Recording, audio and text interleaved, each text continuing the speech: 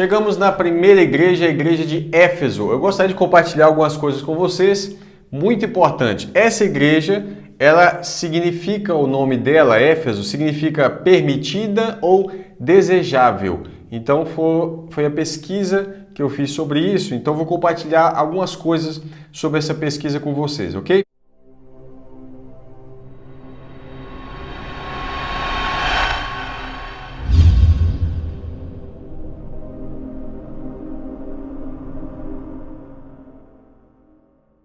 Primeira coisa, Éfeso era uma cidade que era a capital da província romana, na Ásia.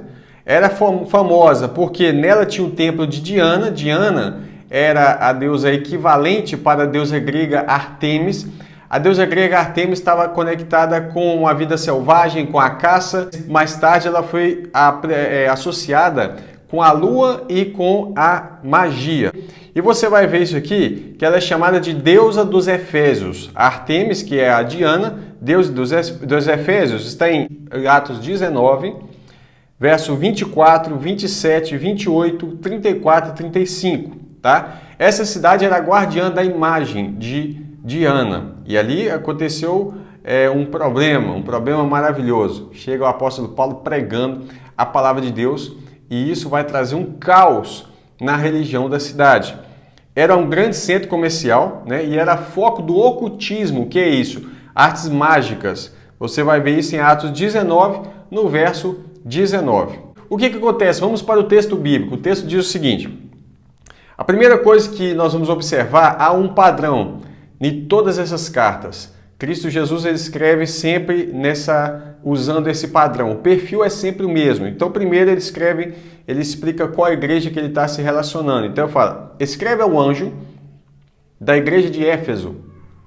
E aí, ele continua fazendo agora a sua apresentação. Primeiro ele fala para quem está escrevendo, agora ele se apresenta. E para cada uma dessas igrejas, ele se apresenta como alguma coisa. Então, veja bem, alguma das partes que João viu vai ser dessa visão que João viu. Vou deixar aqui um print para você tirar um print, né? Vou deixar o espaço do quadro limpo para você tirar um print, tá ok? Dá um pause aí. Ok, vamos lá. Então, cada uma dessas coisas que João está vendo aqui, dos castiçais de ouro, a espada saindo da boca, olhos como chama de fogo, que tem as 7 estrelas na mão, vai ser a forma com que Jesus vai se apresentar.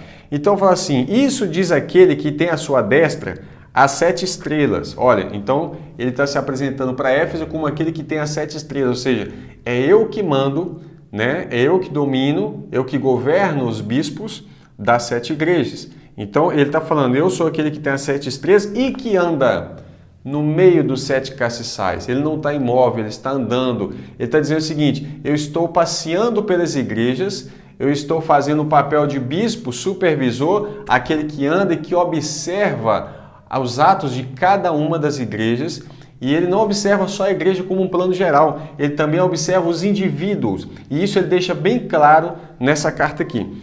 Então depois ele faz uma observação, e ele relata essa observação. Qual observação? Eu conheço as tuas obras. E ele está falando isso para o anjo da igreja, para que essa carta que foi entregue a ele seja lida nessa comunidade. Eu conheço as tuas obras e o teu trabalho e a tua paciência, e que não pode sofrer os maus. E puseste à prova os que dizem ser apóstolos, e não são. E tu os achaste mentirosos. Nessa observação, Jesus está fazendo um panorama geral. Eu conheço as suas obras, o seu trabalho, né? A tua paciência, a sua capacidade de sofrer sem mudar o seu estado de fé. Não pode sofrer os maus, e puseste à prova os que dizem ser apóstolos, mas não são. Essa igreja, até certo ponto, ela é extremamente elogiada aqui, não é? Agora sim, ele recebe um elogio de fato. Fala assim, sofrestes e tens paciência e trabalhaste pelo meu nome e não te cansaste. Olha que coisa, imagina Jesus falando isso para nós. Eu conheço fulano de tal, você que está vendo o vídeo aí. Eu conheço as suas obras, o teu trabalho, a tua paciência, você não pode sofrer dos maus, você tem posto à prova aqueles que se dizem ser apóstolos, ou os falsos profetas pegaram eles de surpresa, os falsos mestres, etc. E os achaste mentirosos, Por quê? Porque as suas pregações não condizem com as suas vidas e etc. Sofreste e tens paciência, e trabalhaste pelo meu nome e não te cansaste. Não é? Só que agora Jesus, como um bom observador, o que ele faz? Ele também não deixa de falar da crítica. Então ele faz uma crítica e é sempre construtiva. O propósito de Jesus ao repreender as igrejas é para que elas sejam edificadas, não para que elas sejam desanimadas, certo? Então ele fala assim, tenho porém contra ti, que deixaste o teu primeiro amor. Irmãos, o primeiro amor é o que talvez você também deixou. Você, precisamos olhar para essas cartas e nos enxergarmos aqui dentro. É muito sério a gente fazer uma aplicação daquilo que Jesus está falando aqui. Existem muitas revelações nessas cartas, evidentemente, mas a principal é que se nenhuma dessas revelações trouxer aplicação para nós, isso não vale nada. Então veja bem, talvez eu e você deixamos o primeiro amor. Lembra quando nós conhecemos a Cristo? Qual é o prazer que nós tínhamos de orar? Nós queríamos saber como faz para orar. Perguntávamos para as pessoas, como é que faz para orar? Hoje talvez você já nem ora mais. Essa é uma triste realidade. Muitas pessoas se dedicam horas e horas e horas de leitura bíblica ou para assistir vídeos que têm conteúdos ricos como esse, ou vários outros canais importantes que nós temos para apresentar o conteúdo bíblico com revelações impressionantes, mas já não temos mais nenhum minuto de vida de oração voluntária. A menos que você congregue e lá na congregação há um momento de oração e você participa, mas aquele momento particular com Deus se perdeu porque o primeiro amor foi embora. No primeiro amor nós temos o desejo de ler, de entender a palavra, aquela sede, talvez hoje te dá sono. Sabe, no primeiro amor nós abrimos mão de muitos lazeres em prol do reino de Deus. Hoje é segundo plano, esquecemos que colocar em primeiro lugar o reino de Deus, né? O primeiro amor, na verdade, ele está também conectado principalmente com a sede de trazer outras pessoas para o reino de Deus, de pregar o evangelho, de ganhar almas. A Bíblia diz que aquele que ganha almas é sábio. Sábio não é o que sabe muito, que conhece muito, mas é aquele que ganha almas. Sabe, nós precisamos olhar para nós e ver se nós ainda estamos no primeiro amor ou se Jesus vai olhar para nós e falar assim, eu tenho uma crítica para você, que você deixou o seu primeiro amor. E quer saber de uma coisa? Isso é pecado. Aí ele diz, a solução para resolver. Lembra-te, pois, de onde caíste e arrepende-te. A mesma pregação que era aplicada para o mundo, quando João Batista começa pregando o reino, ele fala, arrependei-vos porque é chegado o reino. Quando Cristo começa a pregar, ele prega, arrependei-vos. Quando os apóstolos começam a pregar, eles pregam, arrependei-vos. E agora Jesus vira para a igreja, que já está conhecedora do evangelho, que já tinha todo esse elogio, agora ele vira e fala assim, lembra de onde você caiu e arrepende-te. O arrependimento é necessário. E pratica as primeiras obras. Volte ao primeiro amor. O amor, a Bíblia fala que nós não devemos amar apenas de palavras, mas em obra e em verdade. Muitas pessoas amam de palavra. É como aqueles filhos que falam para os pais, pai, eu te amo, mãe, eu te amo, mas nas suas atitudes diárias isso não reflete um amor verdadeiro. E ele diz, agora, lembra-te de onde caíste, arrepende e pratica as primeiras obras. Essa é a solução. Mas ele faz uma ameaça logo em seguida. Quando não, ou se não fizerem isso, brevemente virei a ti e tirarei do seu lugar o teu castiçal. Olha como foi severa essa ameaça. Se não te arrependeres. Não há perdão de Deus sem arrependimento. É necessário entender isso. Então ele pega para a igreja de Éfeso, ele simplesmente faz assim, se vocês não se arrependerem, eu vou tirar o castiçal de vocês. Uma igreja sem castiçal, ela não é mais uma igreja, né? Ah, estamos congregados, sim, em nome de Jesus, sim, mas se não há mais arrependimento e não se pratica mais as primeiras obras, essa igreja não é mais uma igreja. Ela se tornou apenas um local onde se tem palestras bíblicas, mas não é mais um castiçal de Deus. O que significa o castiçal? A Bíblia diz que nós somos sal da terra e luz do mundo. O castiçal é uma luz, né, que está brilhando, mas se ele perder a luz, perde o Espírito e aí essa igreja já não faz mais nada. Jesus disse que sem mim nada podeis fazer. Agora, uma segunda observação para você perceber que Jesus está atento aos nossos passos, às nossas obras, como ele sempre começa falando, eu conheço as tuas obras. Ele fala assim, tens porém isto, que odeias. Essa observação é também um elogio, de certo modo. Odeias as obras de quem? Dos nicolaítas, as quais eu também odeio. Então isso também, apesar de tudo, ele fala assim, ó, vocês também têm um outro ponto bom, que vocês odeiam as obras dos nicolaítas. Os nicolaítas eram conhecidos tanto aqui em Éfeso quanto em Pérgamo, né? O detalhe é que aqui em Éfeso você vai ver que eles foram elogiados por odiar a obra dos nicolaítas. Já Pérgamo é acusada de abrigar os nicolaítas, né? Então o detalhe é todo esse. Mas nós vamos chegar em Pérgamo também. Vamos lá. Odeio as obras dos nicolaítas, as quais eu também odeio. Agora ele fala da abrangência dessa carta. Ela foi escrita ao anjo da igreja que está de Éfeso, né? E para ler para aquela comunidade, mas ele diz assim, quem tem ouvidos? Eu, você e todos os que lerem essas cartas temos ouvidos. Quem tem ouvidos, ouça o que o Espírito diz às igrejas. Não só essa, é para todas as igrejas. Isso serve tanto para a igreja como comunidade, quanto para o membro do corpo, que é o indivíduo. Porque, lembrando, uma pessoa não é igreja, uma pessoa é apenas um indivíduo.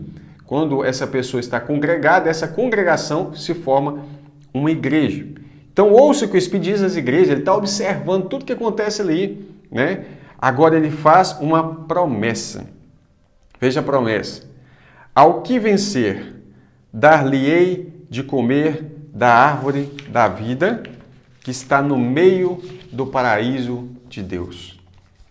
Veja bem, essa promessa ela é riquíssima. Comer da árvore da vida.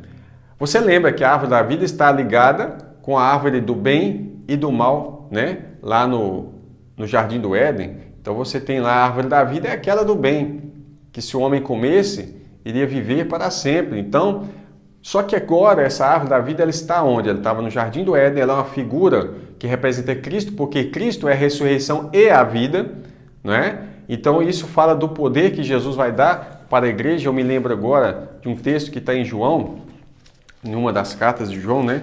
Na primeira carta de João, que diz o seguinte, ó, 1 de João, capítulo 2, verso 25.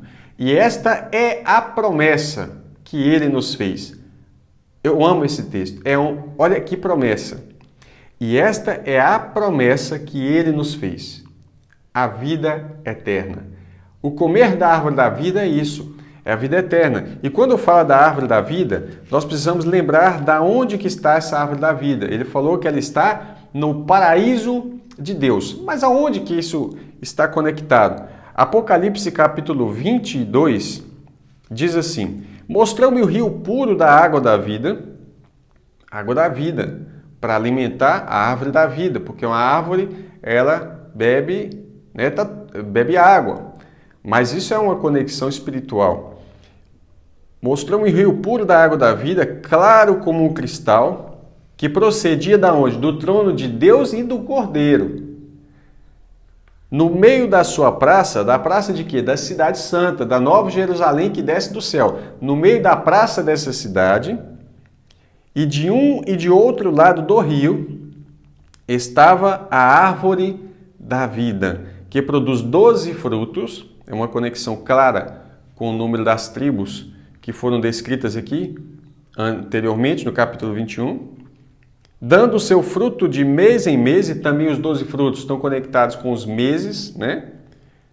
E as folhas, não o fruto, mas as folhas da árvore são para a saúde das nações.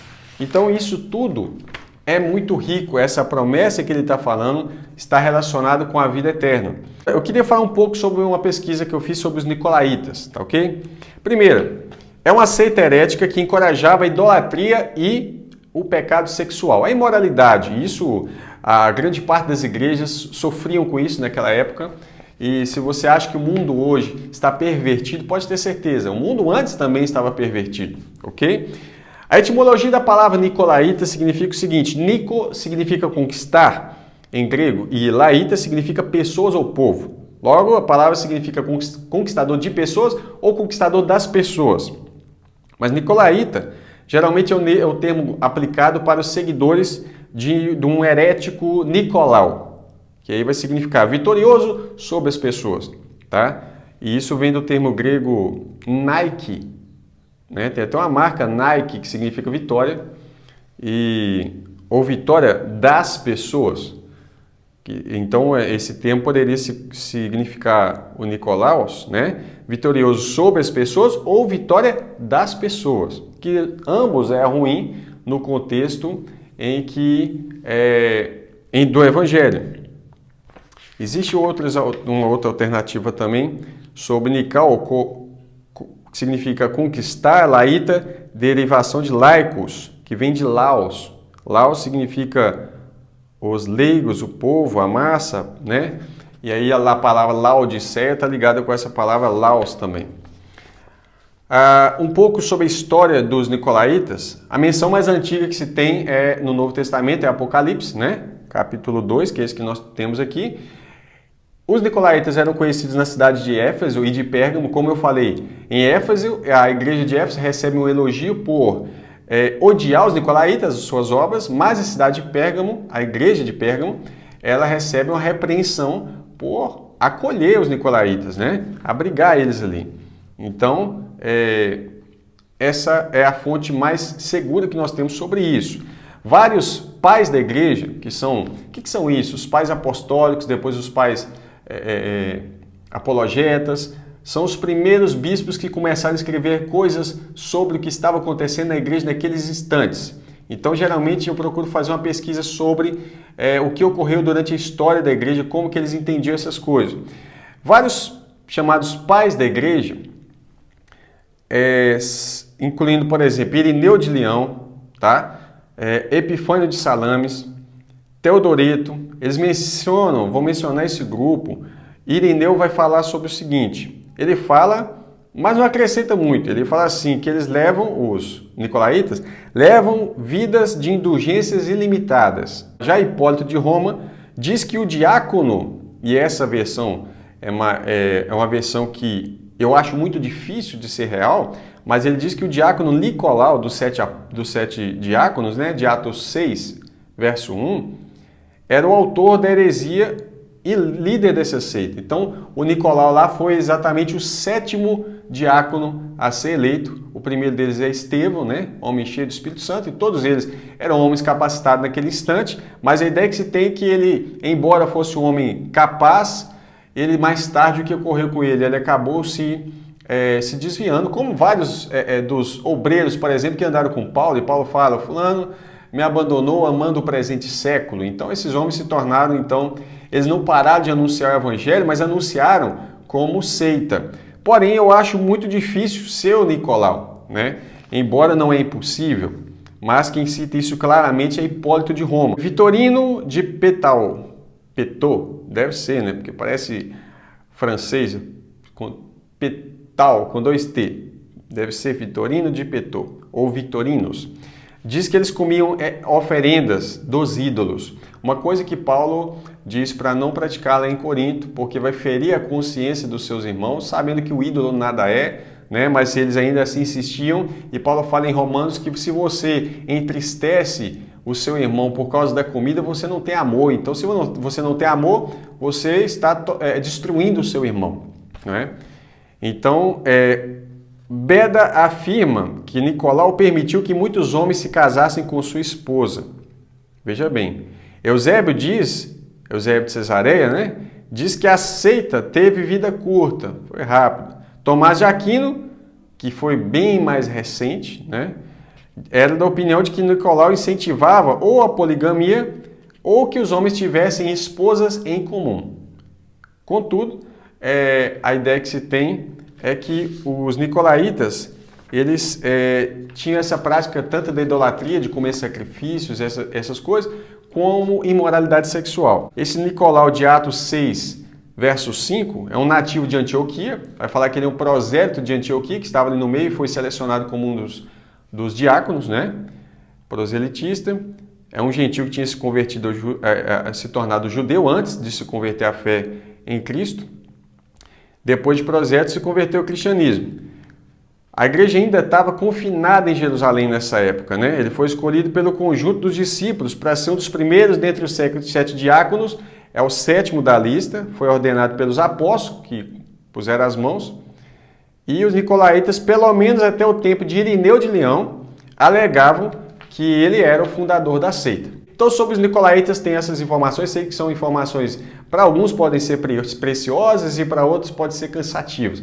Mas eu achei interessante compartilhar com vocês, uma vez que nós estamos aqui fazendo pesquisa sobre as 7 igrejas do Apocalipse. Ainda temos muitas igrejas para falar. A igreja de Éfeso, a mensagem que temos para guardar em nosso coração e a aplicação disso para nós é: guarde o primeiro amor, meu irmão. Se perdeu o primeiro amor, se arrepende, pratica as primeiras obras, não é isso que a Bíblia diz? Pratica as primeiras obras, né? Lembra de onde caíste, arrepende-te e pratica as primeiras obras. Isso serve para mim, isso serve para você, isso serve para todos nós e isso serve para as igrejas. A Bíblia diz: quem tem ouvidos, ouça o que o Espírito diz às igrejas. Que Deus te abençoe. Até o próximo vídeo. Continue orando por nós. Que Deus abençoe grandemente você e a sua família. Amém?